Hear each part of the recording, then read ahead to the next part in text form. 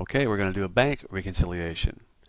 Down here is a very simple format where on this left side we have things that affect the bank, or on the right side we have things that affect the books.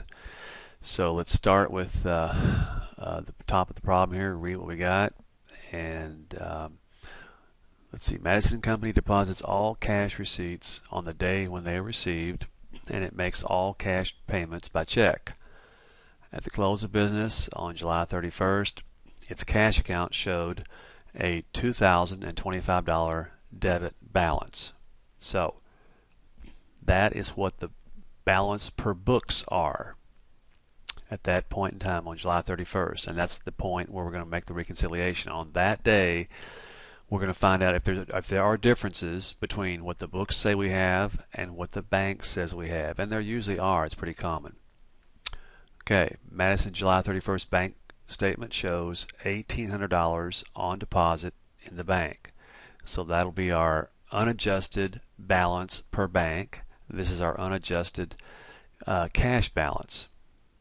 Now it says prepare a bank reconciliation for Madison Company using the following information. So what we're trying to find out is, what does each of these sides not know about? And if, for example, if the bank doesn't know about something, then we're going to either add that something or deduct that something. If the books don't know about whatever this item is, then we're going to add or deduct from the book balance. And hopefully when all the smoke clears, the reconciled bank balance and the reconciled book balance will be the same. Alright, Part A.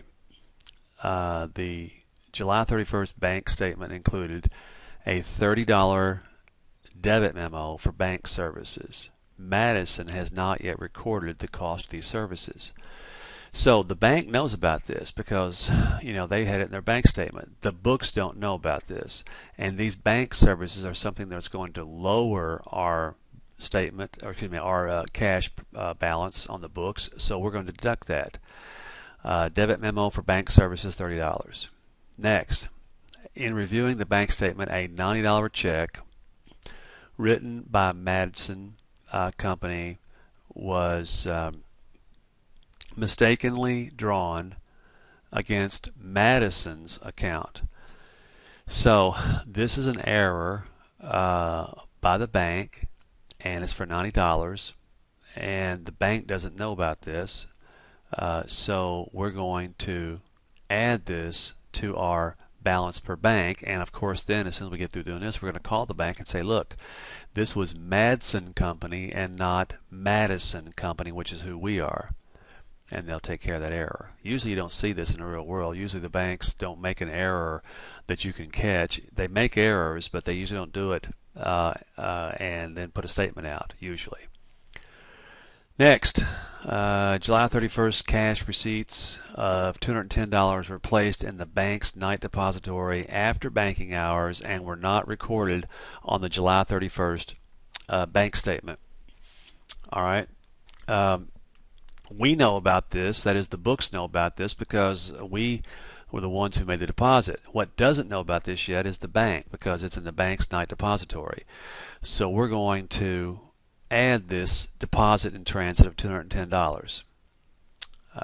Then we have, let's see what else we got. In D, outstanding checks as of July 31st were $100. We wrote checks, so they are reflected in this balance over here per books. But if they're outstanding, that means that they haven't cleared the bank, and that means the bank doesn't know about them. So therefore, we're going to have to deduct these from the bank balance.